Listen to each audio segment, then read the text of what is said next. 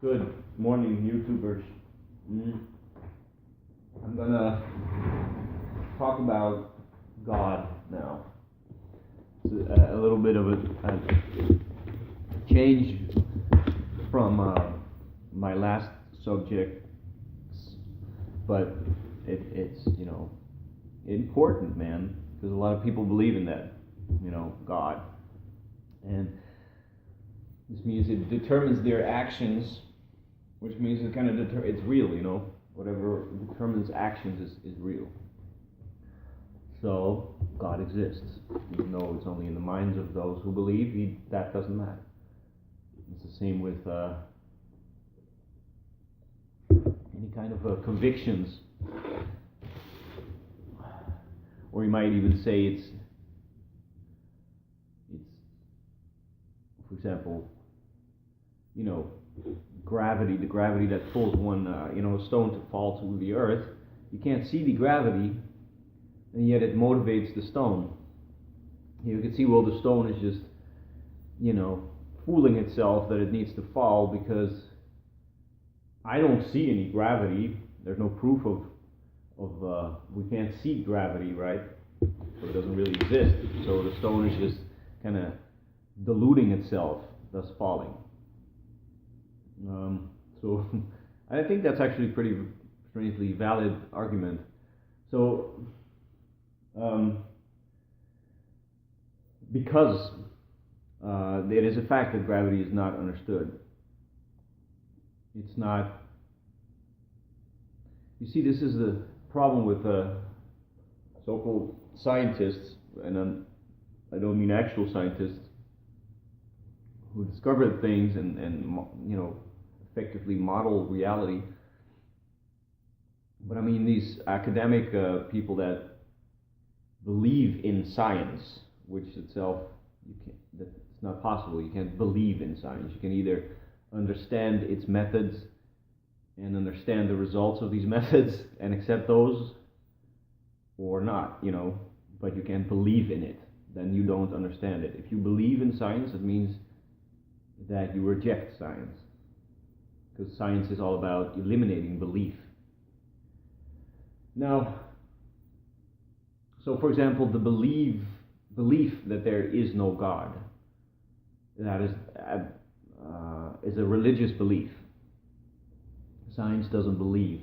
Science has not proven that God doesn't exist, because science needs definitions in order to prove. So you would need to define God in order to prove whether or not it doesn't exist or does exist. And people that go for that argument basically usually seem to be working with the assumption, oh, God, that's something stupid, and I'm smart, so therefore God doesn't exist. That's the extent of the argument, I think, in their minds, because I haven't really ever seen a scientific argument, a scientific argument against the existence of a God, because I've never seen anyone from the scientific community define God in another way than so as to prove his existence. The actual scientists that believed or in God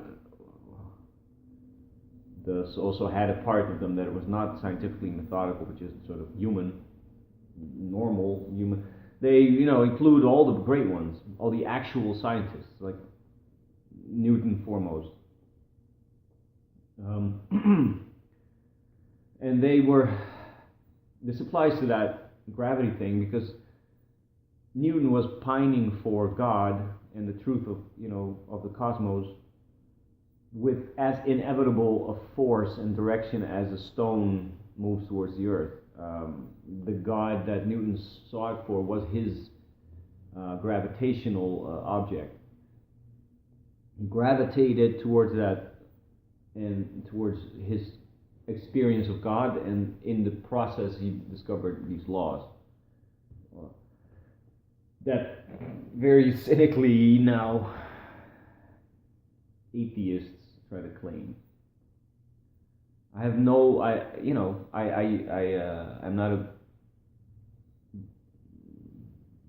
religious in a sense. I'm not good at believing. I'm good at experiencing. So I could never belong to a religion, to one religion that sort of believes this is the truth. This is I could never believe in a holy book, for example. I could not, in general, not believe in books or in other people's words. But I know that when you go through religious protocols of powerful religions, that has almost a greater effect on anyone's life, whoever does that I've seen, and this is empirical, than most things that you can do to you. Like an education doesn't even come close to influencing a person as much as a religion. And this is not saying this is a good thing, I'm just saying it's real. The devotion to a God is really very real, and it doesn't really matter if the bystander then believes that God exists. That's not the issue. The issue is whether or not the devotion exists and is felt as profound by the one who is devoted. Now, for someone beyond Nietzsche, where we understand that that truth is basically need to be explicated from perspectives, and we can't just assume there is the truth, and we kind of just need to wait until we have the power to write it down in some singularity or something. No, like we understand the world in terms of what we actually perceive, and we're good enough that we can model a little bit systematically based on what we see. And this is what value ontology and the will to power ontology are. They're based on actual experience. They don't have preset sort of requirements. It's not like, the world is good and permanent and eternal, and let's see what we can then say about it. No, we start with nothing. We only feel and see. We only experience what's really, really real, and then we use that as principle. We to derive a principle if we're capable, which took a lot of time, but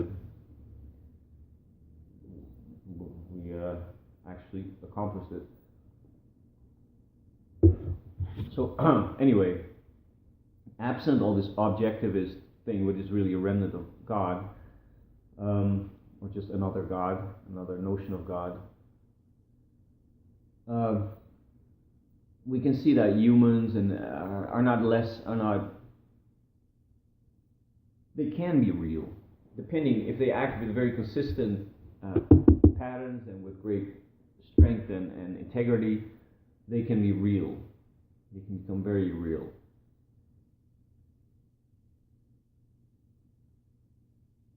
And I think that gods, essentially, they've just been sort of utensils for humans to get real.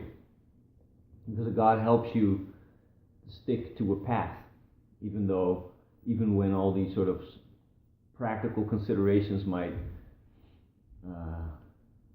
compel you to stray from that path, and thus from your integrity.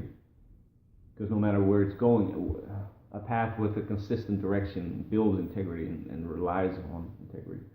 And so if you can just go towards one goal and sacrifice all your comforts for this goal and just all the way into death completely follow that goal, you've been building an integrity, and that's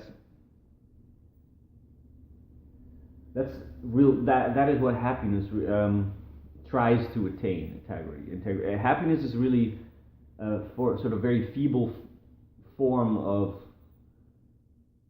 the remnant, like say the results of integrity. Maybe happiness isn't itself important. What's important is that we can withstand the threats and the pressures on a human life, fears and all that. and betrayals, the risk of sort of splitting one's psyche into all different ideas so you can't really get it together. The quest for a human is to remain as an entity with a single integrity. And, well, dogmatic religions kind of kill that.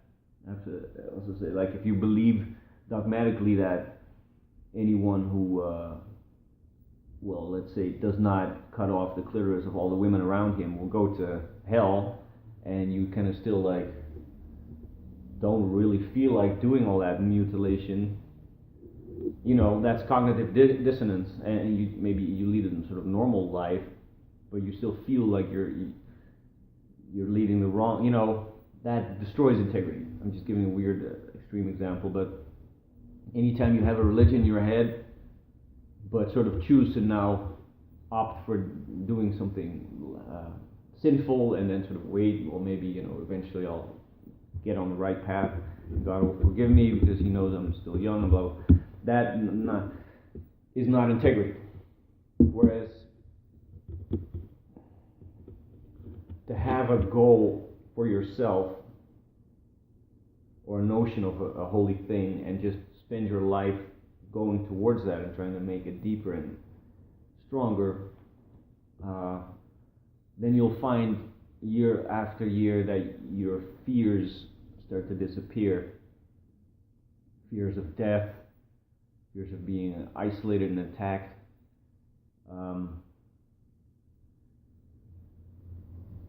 fears of, well, futility and all that.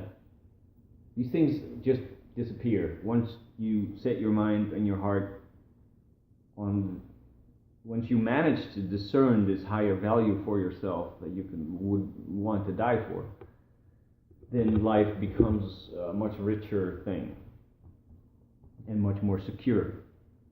You don't need any external stuff really to feel secure and to ward off all the existential nausea that the atheist religion produces. So, all right, next time I'll be going into specific gods, specific types of reality of gods, because I haven't said, what I've said now is just applies only to the mind of the believer and the skeptic, or no, not the skeptic, the believer in general, the atheist believer or the theist believer. And I haven't gone into what this means for, like, the gods themselves, how much we should consider them entities. But that's a huge subject, because there are many gods, and then many of these gods claim to be the one God, and